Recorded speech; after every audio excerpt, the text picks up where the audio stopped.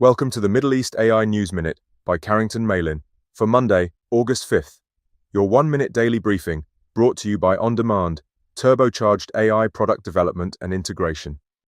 10 AthCA winners have been selected to take part in the Scholars Program, a joint initiative by Oxford University and the Saudi Data and AI Authority.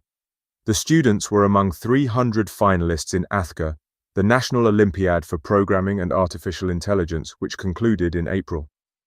260,000 students took part in the AI Olympiad, which was organized by the Ministry of Education, MWIBA, sponsored by Tahakom. Meanwhile, a pilot project in Oman, combining the use of space data, AI, and drones to identify and count tree species, such as palm trees, lime trees, and mango trees, has achieved a success rate of 90%. The project is being run by the AI and Advanced Technologies Projects Unit of the country's Ministry of Transport, Communications and Information Technology. And the UAE's Federal Authority for Identity, Citizenship, Customs and Port Security, or ICP, will use AI to help streamline procedures for its 2-month residency visa amnesty, which begins in September.